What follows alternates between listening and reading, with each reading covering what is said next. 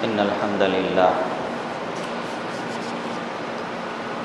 لله نحمده ونستعينه ونستغفره ونؤمن به ونتوكل عليه ونعوذ بالله من شرور أنفسنا ومن سيئات أعمالنا من يهده الله فلا مضل له ومن يضلله فلا هادي له وأشهد أن لا إله إلا الله وحده لا شريك له وأشهد أن محمدا عبده ورسوله أما بعد فإن خير الحديث كتاب الله وخير الهدي هدي محمد صلى الله عليه وسلم وشر الأمور محدثاتها وكل محدثة بدعة وكل بدعة ضلالة وكل ضلالة في النار أما بعد وقال سبحانه وتعالى في القرآن الكريم أعوذ بالله من الشيطان الرجيم بسم الله الرحمن الرحيم يا أيها الذين آمنوا اتقوا الله حق تقاته ولا تموتن إلا وأنتم مسلمون يا أيها الناس اتقوا ربكم الذي خلقكم من نفس واحدة وخلق منها زوجها وبث منهما رجالا كثيرا ونساء واتقوا الله الذي تساءلون به والأرحام إن الله كان عليكم رقيبا يا أيها الذين آمنوا اتقوا الله وقولوا قولا سديدا يصلح لكم أعمالكم ويغفر لكم ذنوبكم ومن يطع الله ورسوله فقد فاز فوزا عظيما يا أيها الناس اعبدوا ربكم الذي خلقكم والذين من قبلكم لعلكم تتقون رب اشرح لي صدري ويسر لي أمري واحلل عقدة من لساني يفقهوا قولي সমস্ত প্রশংসা সেই রব্বুল আলামিনের প্রতি, যিনি আমাদেরকে একটি মাস সিয়াম সাধনা পালন করার পরে আমাদেরকে শাওয়াল মাস পর্যন্ত আমাদেরকে পৌঁছে দিয়েছেন এবং আমাদের ভিতরে অনেকেই আমরা শাওয়াল মাসের 6টি সিয়াম পালন করে ফেলেছি, অনেকে পালন করছি এবং অনেকেই আগামী এই মাসের মধ্যেই বাকি 6টি সিয়াম রাখার নিয়াত করেছি এবং আল্লাহ রাব্বুল আলামিনের শুকরিয়া আদায় করি যিনি আমাদেরকে জামে মসজিদে জুমার নামাজ আদায় করার জন্য আসার তৌফিক দান করেছেন।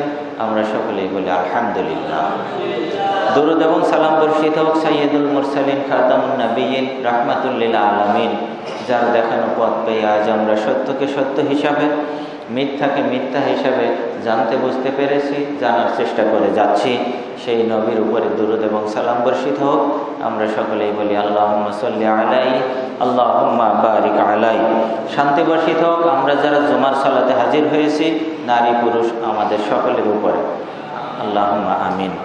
আজকের জুমার খুতবার আলোচ্য বিষয়বস্তু হচ্ছে তাকওয়া। যেহেতু রমজানের একটি শিক্ষা ছিল তাকওয়া অর্জন করা, তো এই তাকওয়ার উপরেই আলোচনা হবে ইনশাআল্লাহুল আজিজ। ওমা তাওফিকি ইল্লা বিল্লাহ আলাইহি তাওয়াক্কালতু ওয়া ইলাইহি উনীব। তাকওয়া এমন একটি শব্দ, এক জুমায় শেষ করা যাবে না, হয়তো আরেক জুমা লেগে যাবে ইনশাআল্লাহুল আজিজ। তো তাকওয়া এমন একটি শব্দ যে শব্দের সঙ্গে আমরা এত পরিচিত। কোরআনুল কারীমের মধ্যে ইত্তাকুল্লাহ, ফাত্তাকুন, তাত্তাকুন বিভিন্নভাবে এই শব্দটি প্রায় 250 বার এসেছে, কম বেশি। কোরআনুল কারীমের মধ্যে 250 বার কম বেশি এই তাকওয়া শব্দটি এসেছে। তাহলে এর গুরুত্ব কত বেশি। আমরা তাকওয়া শব্দটি শুনতে শুনতে এমন অভ্যস্ত হয়ে গেছি, মনে করি এটা একটা বাংলা শব্দ। তাই আমরা আমাদের সন্তানদের নাম রাখি মুত্তাকিন, আমরা আমাদের ব্যবসা প্রতিষ্ঠান দোকানের নাম রাখি তাকওয়া স্টোর, আমরা আমাদের মার্কেটের নাম রাখি তাকওয়া মার্কেট। আমরা মসজিদের নাম রাখি তাকওয়া মসজিদ, আমরা বিভিন্ন সংগঠনের নাম রাখি তাকওয়া। এর কারণটা হচ্ছে তাকওয়া শব্দটি এত অধিক আলোচনা হয় এবং এই আলোচনার প্রেক্ষাপটে আমরা শুনতে শুনতে এটাকে বাংলায় নিজেদের মাতৃভাষার মতো করে নিয়েছি, মনে করেছি। সে কারণেই আমরা এই অর্থ বুঝি আর নাই বুঝি, আমরা আমাদের সুবিধা মতো এই শব্দটাকে কাজে লাগাই, যে যেভাবে পারি। এমনিভাবে কোরআনুল কারিমের মধ্যে অনেক শব্দ আছে যেগুলো আল্লাহ বলেছেন, এ কারণেই আমরা আমাদের সন্তানদেরও নাম রাখি সেই অনুযায়ী। যেমন অনেকেই চিন্তা করে যে ইবলিস আল্লাহ কোরআনের মধ্যে বলেছেন, সুতরাং আমার সন্তানের নাম আমি ইবলিস রাখলাম, অসুবিধা কি? অর্থ বুঝুক আর নাই বুঝুক, হতে পারে এমনটি। জান্নাত আল্লাহ তো অনেক বর্ণনা করেছেন, আমার ছেলে বা মেয়ের নাম রেখে দিলাম জান্নাত বা জান্নাতি, হতে পারে এরকম। তো আমরা এই শব্দটা এত অধিক পরিমাণ শুনেছি, বুঝি আর না বুঝি, তাকওয়া সম্পর্কে আলোচনা হলেই আমরা বুঝি যে না, এটা একটা ভয়, এটা একটা ভয়ের ব্যাপার।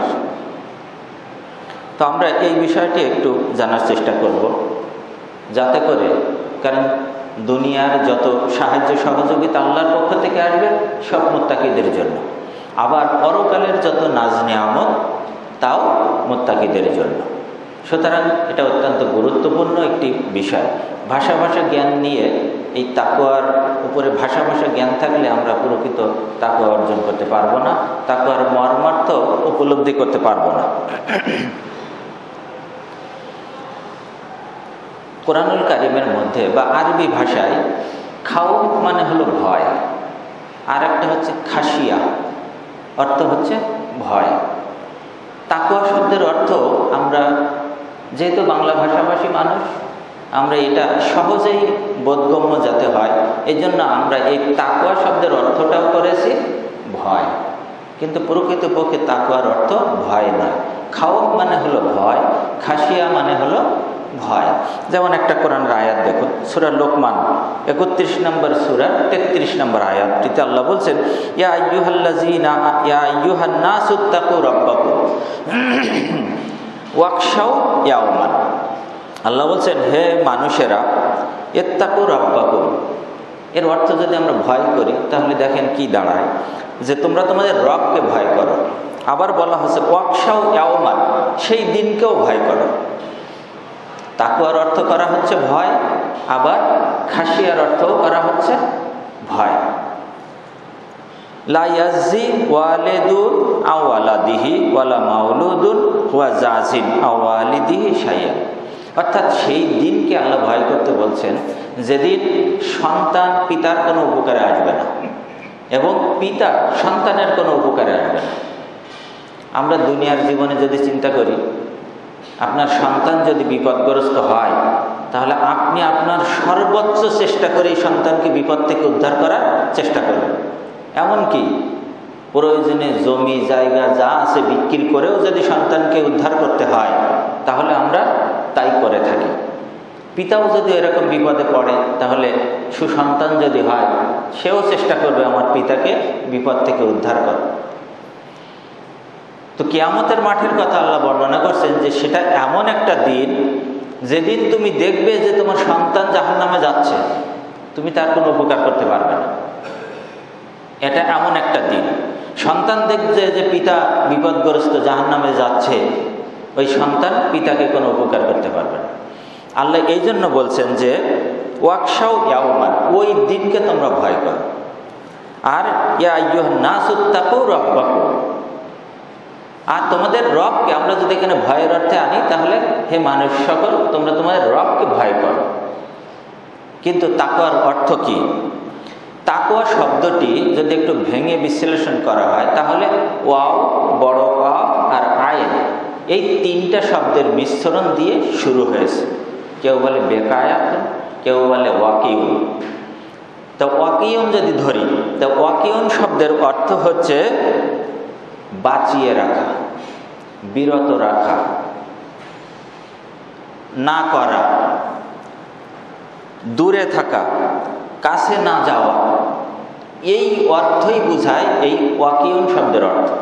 অর্থাৎ ওয়াকিউন শব্দের অর্থ হচ্ছে বেঁচে থাকা, দূরে থাকা, না করা, না বলা, কাছে না যাওয়া, একেবারেই বর্ডারের সাইডেই না যাওয়া, এটাকে বলা হয় ওয়াকিউন। আর এই ওয়াকিউনের শব্দটি এসেছে তাকওয়া শব্দ থেকে। তাকওয়া শব্দের অর্থটা কি? আল্লাহ সুবহানাহু ওয়া তাআলা এবং নবী মুহাম্মদুর রাসূলুল্লাহ সাল্লাল্লাহু আলাইহি ওয়াসাল্লাম এই দুইজনের যে কাজটি করতে নিষেধ করেছেন এবং যে কথাটি বলতে নিষেধ করেছেন, সেই কথা এবং সেই কাজ থেকে বিরত থাকা, নিজেকে বাঁচিয়ে রাখা, তার কাছে না যাওয়া, এর অর্থই হচ্ছে তাকওয়া। ভয়টা হলো পরে। তাহলে তাকওয়া শব্দের অর্থটা কি? আল্লাহ এবং আল্লাহর নবী যে কাজ করতে নিষেধ করেছেন সেই কাজ না করা, সেই কাজের কাছে না যাওয়া, সেই কাজ থেকে দূরে থাকা, সেই কাজ থেকে নিজেকে বাঁচিয়ে রাখা, এবং যে কথা বলতে নিষেধ করেছেন সেই কথা না বলা, এর থেকে দূরে থাকা, নিজেকে বাঁচিয়ে রাখা, নিজেকে সেফ রাখার অর্থই হচ্ছে তাকওয়া। এখানে কিন্তু একটাও ভয় আসে নাই যে তাকওয়ার অর্থ ভয়, এই সব কথাটা কিন্তু এখানে আসে নাই। তাহলে নিজেকে সেফ রাখা, নিজেকে বাঁচিয়ে রাখা, নিজেকে দূরে রাখা, এর অর্থই হচ্ছে তাকওয়া। কিসের থেকে? আল্লাহর নিষিদ্ধ কাজ এবং কথা থেকে, এবং রাসূলুল্লাহ সাল্লাল্লাহু আলাইহি ওয়াসাল্লাম নিষিদ্ধ কাজ এবং কথা থেকে। যে ব্যক্তি এই কাজটি করে সেই হচ্ছে মুত্তাকি। যে ব্যক্তি এই কাজটি করে সেই হলো মুত্তাকি। তো ইয়া আইয়ুহান নাসুত্তাকু রাব্বাকুম, আল্লাহ বলছেন হে মানব সকল, তোমরা তোমাদের রবকে ভয় করো। তার অর্থটা কি আসবে এখানে?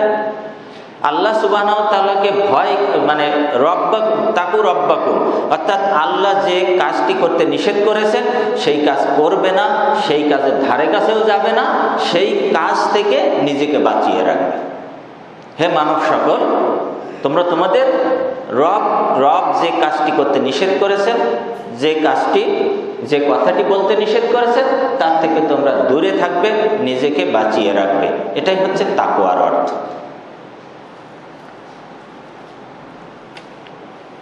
মুসলিম শরীফের একটি হাদিস দেখুন, 6697 নম্বর হাদিস। এই হাদিসের মধ্যে একটুখানি আল্লাহ রাসূল বলছেন যে ফাত্তাকুদ দুনিয়া ওয়াত্তাকুন নিসা। আমরা যদি এর অর্থ করি দুনিয়াকে ভয় করো এবং মহিলাকে ভয় করো, তাহলে এর অর্থ কিন্তু পুরোপুরি ফুটে উঠবে না। দুনিয়াকে ভয় করো মানে কি? মহিলাকে ভয় করো অর্থটা কি? মহিলা কি আমার সাথে ঝগড়া লাগলে পারবে? মারামারি লাগলে পারবে? তাহলে তার থেকে আমার ভয় করার অর্থটা কি? ফাত্তাকুদ দুনিয়া অর্থ হচ্ছে যে দুনিয়ার এমন কোনো কাজের সঙ্গে তোমরা জড়িয়ে পড়বে না যে কাজ করলে দুনিয়ার মহব্বত বেড়ে যায়। যে কথা বললে দুনিয়ার প্রতি মহব্বত বেড়ে যায়, এই কথা এবং কাজ, দুনিয়াবি এই ধরনের কথা এবং কাজ থেকে নিজেকে বাঁচিয়ে রাখার অর্থই হচ্ছে ফাত্তাকুদ দুনিয়া। দুনিয়া এই ধরনের কথা এবং কর্ম থেকে বেঁচে থাকো। ফাত্তাকুন নিসা, মহিলাদের থেকে বেঁচে থাকো। মহিলাদের কি? পর মহিলাদের সঙ্গে দেখা করা যাবে না, কথা বলা যাবে না পর্দাহীনভাবে। তাদের সঙ্গে যদি আপনি কথা বলতে যান তাহলে কোনো না কোনোভাবেই আপনার মানুষের মন গলেও যেতে পারে, নরম হয়ে যেতে পারে, আপনার দ্বারা একটা অঘটন ঘটে যেতে পারে। এই জন্য ফাত্তাকুন নিসা, মহিলাদের থেকে নিজেকে বাঁচিয়ে রাখো। মহিলা যে সমস্ত কথা, কাজ, কর্মকাণ্ডের দ্বারা মহিলার সঙ্গে পাপে জড়িয়ে যাওয়া যায়, এই ধরনের কথা, কাজ থেকে তোমরা নিজেকে বাঁচিয়ে রাখো। এটা হচ্ছে ফাত্তাকুন নিসা। মহিলাকে ভয় করো না, মহিলার থেকে দূরে থাকো, মহিলাদের থেকে নিজেকে বাঁচিয়ে রাখো। তাহলে তাত্তাকুন শব্দের অর্থ হচ্ছে নিজেকে বাঁচিয়ে রাখা, নিজেকে সেফ রাখা আল্লাহর নিষিদ্ধ কথা এবং কাজ থেকে। হযরত ওমর রাদিয়াল্লাহু তাআলা আনহু, তিনি খলিফাতুল মুসলিমিন, তার ভাষা হচ্ছে আরবি। তিনি তাকওয়া শব্দের অর্থ বুঝতেন, তারপরেও আরো ক্লিয়ার বোঝার জন্য তিনি অন্যের শরণাপন্ন হতেন। এটা ছিল সাহাবীদের চরিত্র। আর আমরা যদি কোনো কিছু বুঝে থাকি, এর বিপরীত কি হয়, সর ওটা আমি আগে থেকেই বুঝে ফেলছি, আমাকে বুঝাতে আসতে হবে না। কিন্তু সাহাবায়ে কিরামদের অভ্যাস ছিল, তিনি উবাই ইবনে কাব রাদিয়াল্লাহু তাআলা আনহুকে একদা জিজ্ঞাসা করলেন যে, হে কাব, তুমি বলতে পারো তাকওয়াটা কি? তাকওয়া কাকে বলে? উবাই ইবনে কাব রাদিয়াল্লাহু তাআলা আনহু তিনি পাল্টা ওমর রাদিয়াল্লাহু তাআলা আনহুকে জিজ্ঞাসা করলেন যে, হে ওমর, আমা সালাকতা তারিকান যা শাওকাতিন, তুমি কি এমন কোন রাস্তা দিয়ে চলেছ যে রাস্তাটা অত্যন্ত চিকন, যার দুই পাশে কাঁটাযুক্ত গাছ, মাঝখান দিয়ে চিকন পথ, এই পথে কি তুমি কোনো সময় চলেছ? যদি চলে থাকো, ফাবেমা আলিমতা, তাহলে তুমি কিভাবে চলেছ? ফামা আলিমতা, সে সময় তুমি কি করেছ? কাব রাদিয়াল্লাহু ওমর রাদিয়াল্লাহুকে বললেন।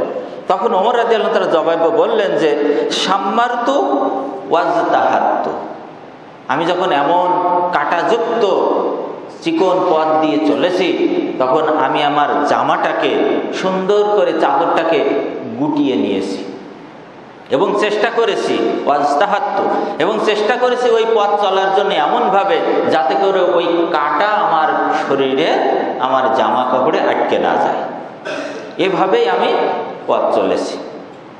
তখন কাব রাদিয়াল্লাহু তাআলা বললেন যে, ওমর, এটাই হচ্ছে তাকওয়া।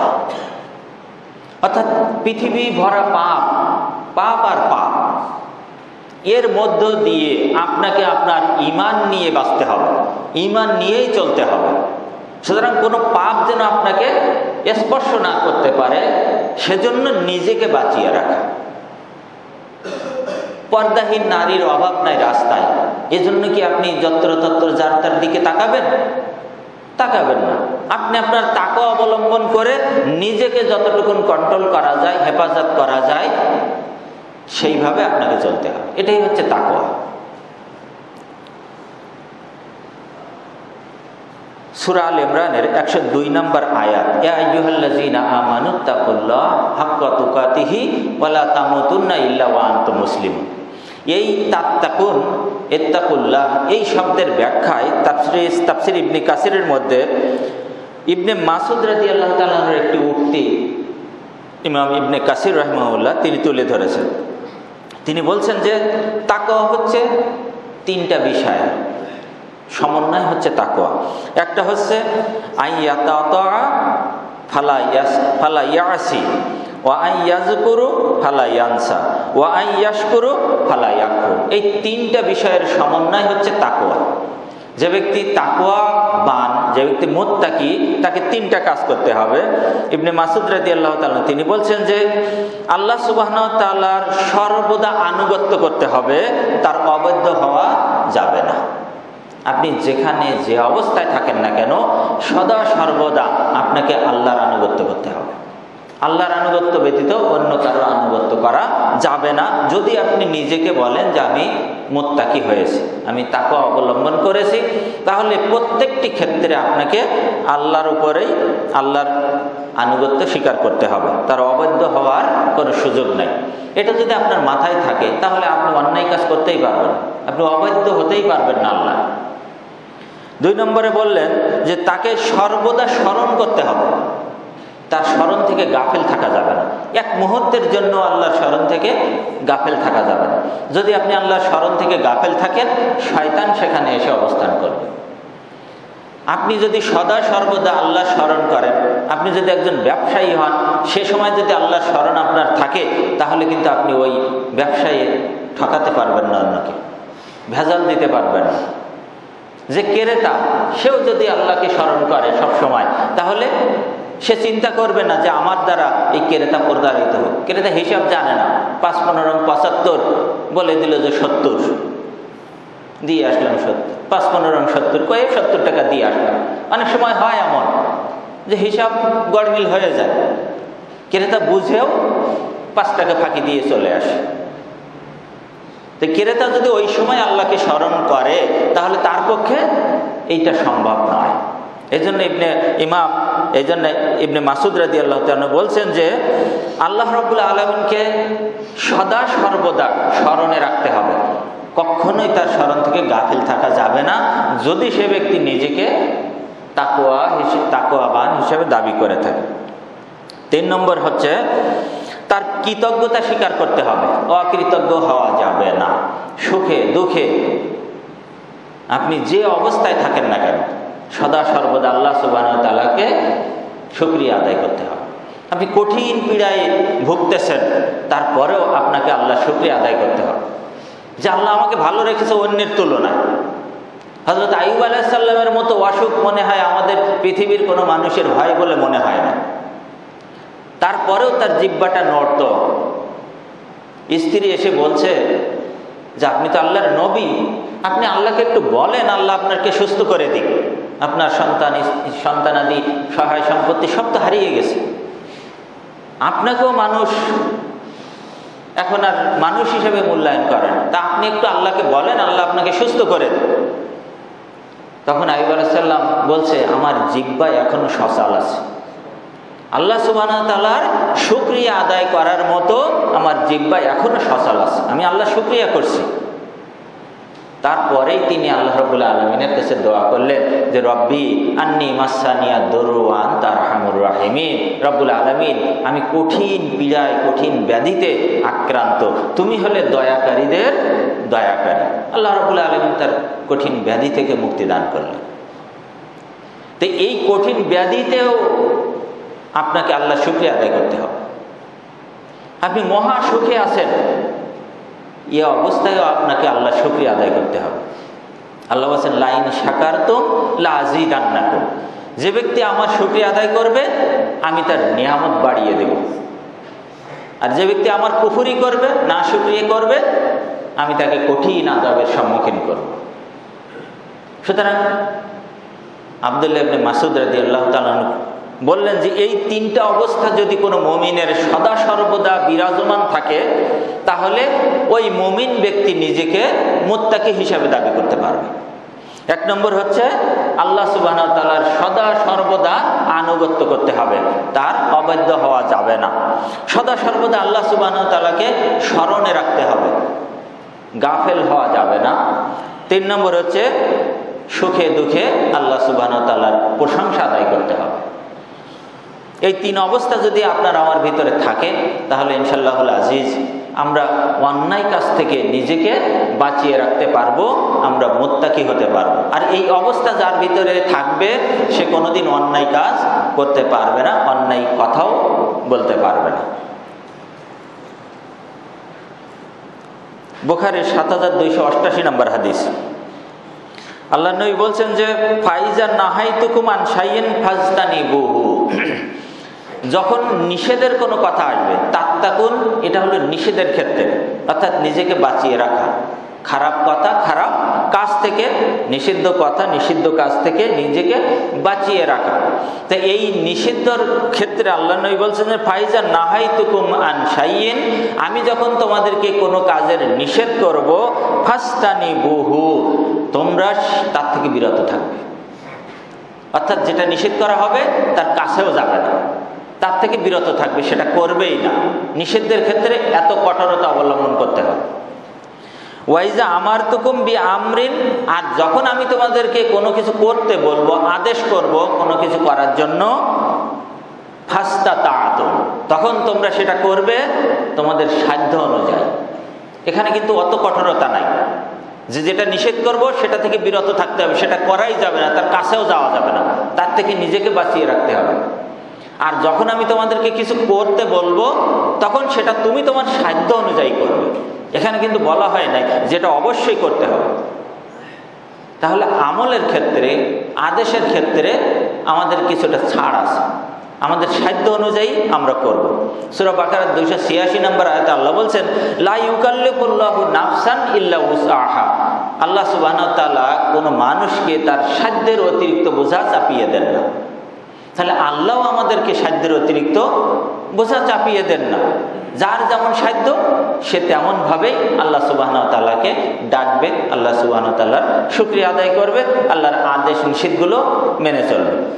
যে ব্যক্তি দাঁড়িয়ে আল্লাহ সালাত আদায় করতে বলেছেন, যার সক্ষম নাই দাঁড়িয়ে সালাত আদায় করা, সে কি করবে? বসে সালাত আদায় করবে। তার উপরে কিন্তু বাধ্যবাধকতা নাই যে তাকে দাঁড়িয়েই পড়তে হবে, কারণ দাঁড়িয়ে পড়া ফরজ।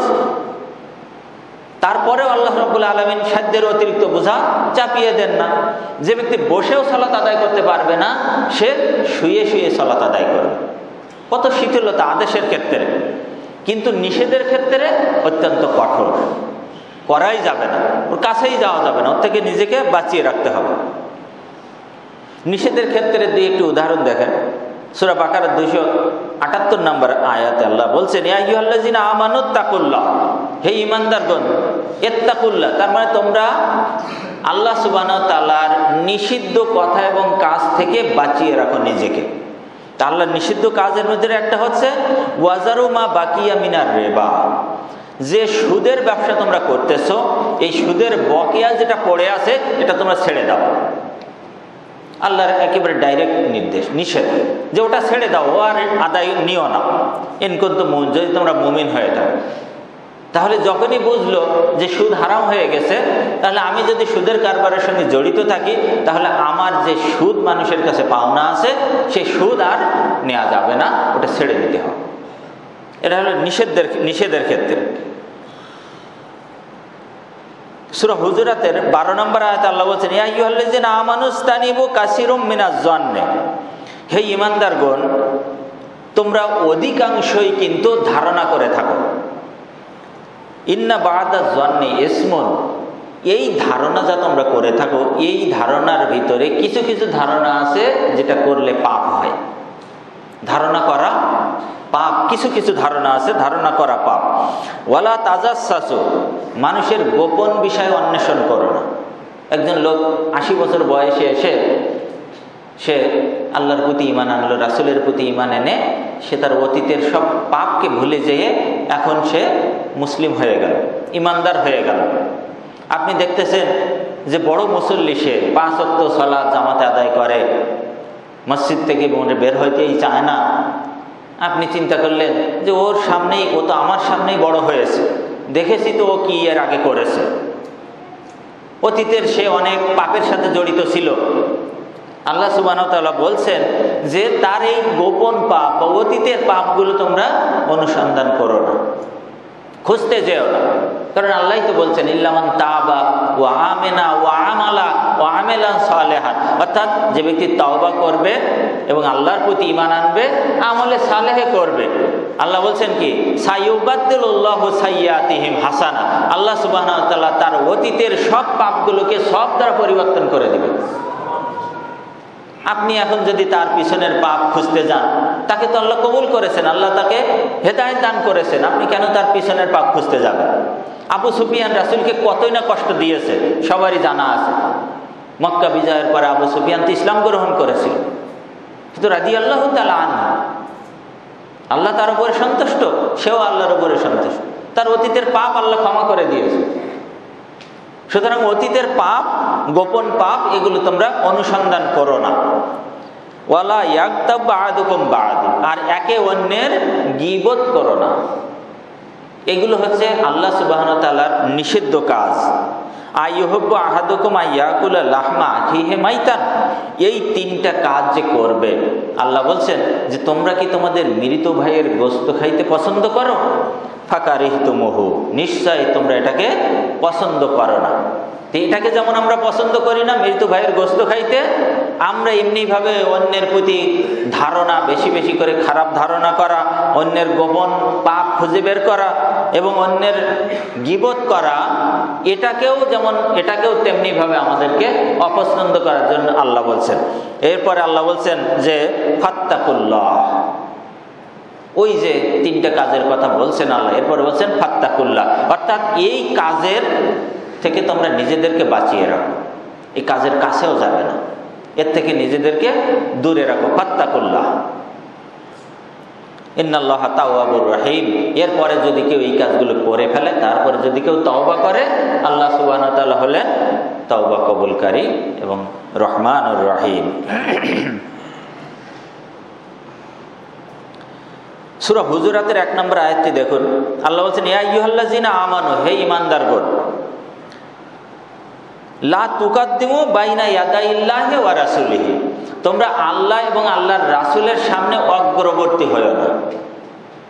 5 জন লোক এক জায়গায় একসঙ্গে হাঁটতেছি, রাসূল সাথে আছে, রাসূলের আগে যাওয়া যাবে না। রাসূল কথা বলছেন, তার উপরে কথা বলা যাবে না। তো এখন এই আয়াতটার তো কার্যকারিতা নাই, আছে না নাই? কারণ রাসূল তো নাই, তাহলে আয়াতের কার্যকারিতা হবে কি করে? কিয়ামত পর্যন্ত এর কার্যকারিতা আছে। আমাদেরকে বুঝতে হবে যে যখন আল্লাহ এবং আল্লাহর রাসূলের কোনো কথা আমাদের সামনে উপস্থাপন করা হবে, তখন তার উপরে বলা যাবে না ইমাম আবু হানিফা এটা বলেছিলেন। তাহলে ইমাম আবু হানিফাকে রাসূলের আগেই বাড়িয়ে দেওয়া হলো। বলা যাবে না ইমাম শাফি এটা বলেছিলেন, বলা যাবে না বুজুর্গানে দ্বীনরা এটা বলেছেন, বলা যাবে না যে আমাদের আলেম ওলামারা এটা বলেছেন, এটা বুঝেছেন। এটা যদি আপনি করেন তাহলে বুঝতে হবে যে আল্লাহ এবং আল্লাহর রাসূল যা বলেছেন তার উপরে আপনি অন্যকে আগে বাড়িয়ে দিলেন। এটা হলো নিষেধের ক্ষেত্রে। আল্লাহ বলছেন ওয়াত্তাকুল্লাহ, এক্ষেত্রেও তোমরা সাবধানতা অবলম্বন করো, নিজেকে বাঁচিয়ে রাখো। এই কাজগুলো করা যাবে না। আল্লাহ বলছেন সূরা বাকারার 187 নম্বর আয়াত, নিষেধের ক্ষেত্রে, তিলকা হুদুদাল্লাহ, এই যে আল্লাহ যে কাজগুলো নিষেধের কথা বলেছেন, অসংখ্য যে নিষিদ্ধ কাজগুলো রয়েছে, এটা হচ্ছে তিলকা হুদুদাল্লাহ। আল্লাহ বলছেন এটা একটা বর্ডার, এটা একটা সীমানা। ওয়ালা তাকরাবুহা ফালা তাকরাবুহা, তোমরা এর নিকটবর্তী হবে না। তাহলে নিষিদ্ধ যে কাজগুলো আছে তার কাছেই যাওয়া যাবে না। আর আদিষ্ট যে কাজগুলো আছে সেগুলো আমাদের করতে হবে আমাদের সাধ্য অনুযায়ী।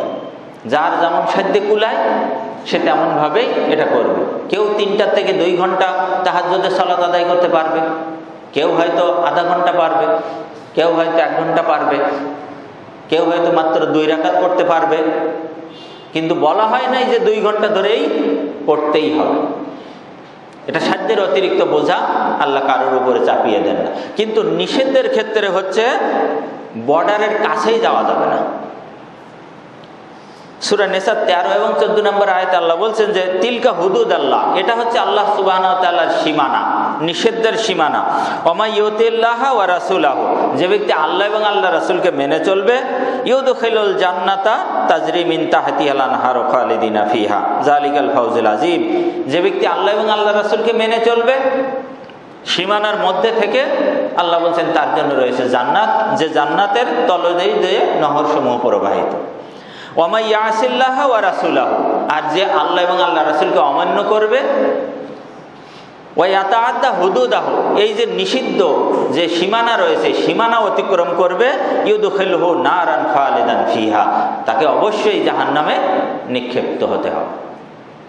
তাহলে নিষিদ্ধ সীমানার কাছেই যাওয়া যাবে না, নিষিদ্ধ কাজ করাই যাবে না, তার থেকে অবশ্যই আমাদেরকে দূরে থাকতে হবে। কিন্তু আদিষ্ট কাজের ক্ষেত্রে আমাদেরকে আমাদের সাধ্য অনুযায়ী করতে হবে। এই তাকওয়া এবং ভয়, যে ভয়টা আমরা অর্থ করে থাকি তাকওয়ার, একটা উদাহরণ দিলেই ভালো বুঝবেন। মনে করেন যারা আমরা মোটরসাইকেল চালাই, আমরা হেলমেট পরি কি জন্য? প্রথমত হেলমেট পরি যে কোনো অ্যাক্সিডেন্ট হলে যদি মাথায় আঘাত লাগে তাহলে ও বেশি আঘাতপ্রাপ্ত হবে, রক্তক্ষরণ হবে, সাথে সাথে মারাও যেতে পারে। কিন্তু মাথাটা যদি সেফ থাকে, অন্য অঙ্গ প্রত্যঙ্গ একখান পাও যদি ভেঙেও যায়, বেঁচে থাকার সম্ভাবনা তার থাকে। তো আমরা মাথাকে সেভ করার জন্য আমরা কি করি? হেলমেট পরি। এই হেলমেট পরা মাথাকে সেভ করার জন্য, এটাই হচ্ছে তাকওয়া। আর ভয় কি? ওই ট্রাফিক আছে সামনে, যদি না পড়ি তাহলে আমাকে জরিমানা করবে, এই ভয়। প্রথম হচ্ছে তাকওয়া, আমাকে হেলমেট পরতে হবে নিজেকে সেভ করার জন্য, নিজেকে বাঁচতে হবে আগে। তারপরের ভয় হচ্ছে আমার ট্রাফিক যাতে জরিমানা না করে, সেই জন্য আমি হেলমেট পরব। তাহলে প্রথম হচ্ছে তাকওয়া। ইলেকট্রিক মিস্ত্রি ইলেকট্রিক কাজ করবে, আমার ভয় আছে যে কারেন্টের তারে হাত লাগলে আমি শর্ট খাবো, এটা হচ্ছে ভয়। আর এখানে তাকওয়াটা কি? আমার মেন সুইচটা অফ করে নেওয়া। মেন সুইচটা অফ করে নেওয়াটাই হচ্ছে তাকওয়া। তারপরের ভয় হচ্ছে আমার হাত লাগলেই শর্ট করে, এর থেকে দূরে থাকা। এমনিভাবে নদীর পাশে আপনার ছেলেকে আপনি কিন্তু নদীতে নামতে দিবেন না, প্রথমে নিষেধ করবেন। এই নিষিদ্ধ হচ্ছে তাকওয়া। তারপরে ভয় কি, যদিও পড়ে যায় স্রোতে ওকে টেনে নিয়ে যাবে, এটা হচ্ছে পরের ভয়। কিন্তু প্রথম তাকওয়াটা হচ্ছে আপনাকে তার থেকে বেঁচে থাকার যে উপায়, এটা হচ্ছে তাকওয়া। আল্লাহ সুবহানাহু ওয়া তাআলা রমজান মাসে আমরা এই আয়াতটি তেলাওয়াত করি, ইয়া আইয়ুহাল্লাযীনা আমানু কুতিবা আলাইকুমুস সিয়াম কামা কুতিবা আলাল লাযিনা মিন ক্বাবলিকুম লাআল্লাকুম তাত্তাকুন। আল্লাহ বলছেন যে হে ঈমানদারগণ, তোমাদের উপরে আমি সিয়াম ফরজ করেছি, যেমন ফরজ করেছিলাম তোমাদের পূর্ববর্তী উম্মতদের উপরে, আশা করা যায় তোমরা তাকওয়া অবলম্বন করবে। এখান থেকে কিন্তু আল্লাহ রাব্বুল আলামিন গ্যারান্টি দেন নাই, নিশ্চিত করেন নাই যে তোমরা অবশ্যই রোজা যদি থাকো, সিয়াম পালন করো, তাহলে মুত্তাকি হতে পারবে। এই গ্যারান্টি দিয়ে কিন্তু আল্লাহ বলেন নাই। আল্লাহ যদি বলতেন যে অবশ্যই সিয়াম পালন করে তোমরা মুত্তাকি হবে, তাহলে এখানে আল্লাহ বলতেন লিত তাকওয়া, লাআল্লাকুম, সম্ভবত বা আশা করা যায়, এই কথাটি বলতেন না। লিত তাকওয়া, তোমরা অবশ্যই তাকওয়া অবলম্বন করতে পারবে, মুত্তাকি হতে পারবে। এই কথাটা আল্লাহ এখানে অবশ্যই সম্ভাবনাময়ের কথা বলেছেন। তার কারণটা কি? কারণ হচ্ছে আপনি যখন সিয়াম পালন করেন, কিভাবে আপনাকে তাকওয়ার প্রতি উদ্বুদ্ধ করে, কিভাবে আপনি মুত্তাকি হতে পারেন। আপনি যখন সিয়াম পালন করলেন, মনে করেন প্রচণ্ড তাপ, 35 থেকে 40 ডিগ্রি তাপমাত্রা, আপনার সকালবেলায় আপনার কণ্ঠনালী বলছে যে আমি শুকিয়ে গেছি, আমাকে পানি দাও। তার অর্থটা হচ্ছে আপনার শরীর, কণ্ঠনালী আল্লাহর বিপক্ষে কাজ করতে বলছে আপনাকে। আপনার কণ্ঠনালী শুকিয়ে যাচ্ছে, আপনার পানির প্রয়োজন, আপনি যদি পানি খান তাহলে আপনার সিয়াম হবে? তাহলে কণ্ঠনালী কিন্তু আপনার আল্লাহর বিপক্ষে কাজ করতে উৎসাহিত করছে। আপনি সেখানে বলছেন তাকে, আপনার কলব, আপনার অন্তর বলছে যে না, যতই কষ্ট হোক তোমাকে এখন পানি দেওয়া যাবে না। এটাই হচ্ছে তাকওয়া।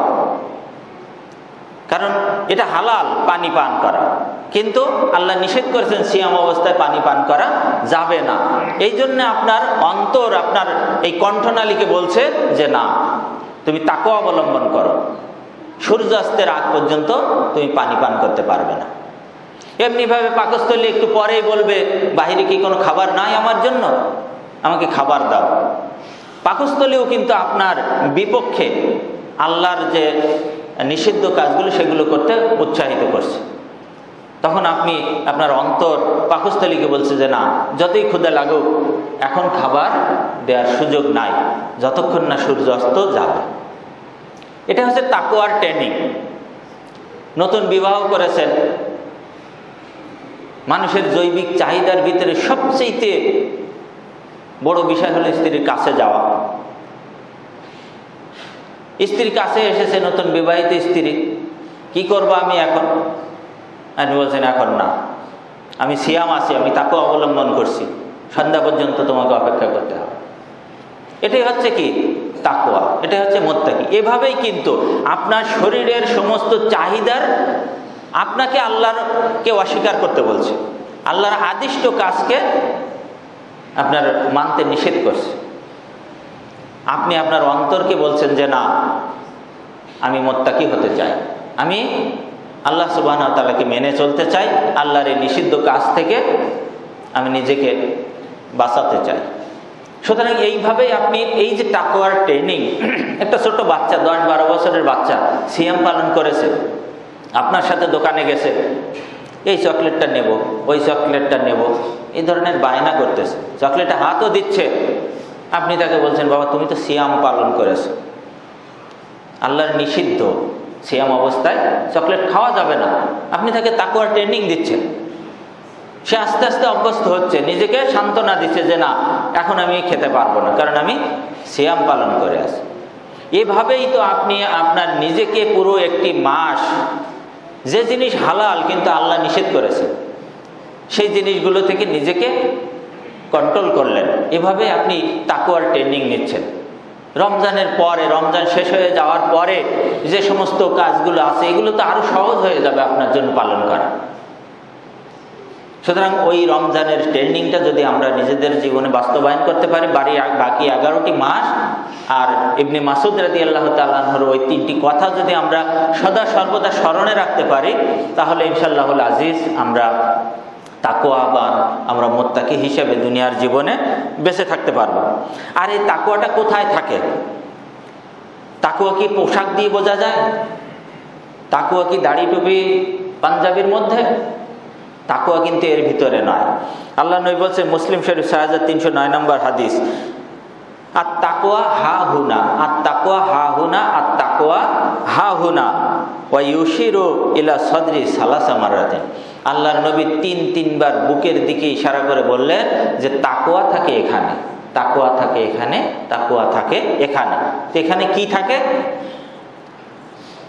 বুখারীর 52 নম্বর হাদিসটি দেখুন, আল্লাহ নবী বলছেন যে আলা ওয়াইন্না ফিল জাসাদে মুদগাত, মানুষের দেহের ভিতরে এক টুকরা মাংসপিণ্ড আছে, এক টুকরা মাংস আছে। ইজা সলাহাত সলাহাল জাসাদু কুল্লুহু, যদি এই মাংসপিণ্ডটা ভালো হয় তাহলে তার সমস্ত দেহ ভালো, আর এই মাংসপিণ্ডটা যদি খারাপ হয় তাহলে তার সমস্ত দেহটা খারাপ হয়ে যায়। আলা ওয়াহিয়াল কাল, আর সেটা হচ্ছে কি? কল, অন্তর। এই অন্তর আপনাকে বাধা দিচ্ছে। আপনার শরীর চাচ্ছে যে খাদ্য দাও, আপনার শরীর চাচ্ছে পানি দাও, কিন্তু আপনার অন্তর বলছে না, যা এখন খাওয়া যাবে না, এখন পান করা যাবে না, ইফতার করার আগ পর্যন্ত, সূর্যাস্তের আগ পর্যন্ত। সুতরাং এই অন্তর যার ভালো, সে সমস্ত দেহ তার ভালো। অন্তর যার খারাপ, তার সমস্ত দেহই হচ্ছে খারাপ। তো আল্লাহ রাব্বুল আলামিন আগামী আরো এক জুমায় তাকওয়ার কিভাবে অবলম্বন করতে পারবো, তাকওয়া অবলম্বন করলে দুনিয়া এবং আখিরাতে আমাদের কি কল্যাণ রয়েছে, এই বিষয়গুলো নিয়ে ইনশাআল্লাহুল আজিজ আলোচনা হবে। আমা তৌফিক ইল্লা বিল্লাহ। বারাকাল্লাহু লানা ওয়া লাকুম ফিল কুরআনিল আযীম ওয়া নাফা'না ওয়া ইয়্যাকুম বিল আয়াতি ওয়াজ যিকরিল হাকীম।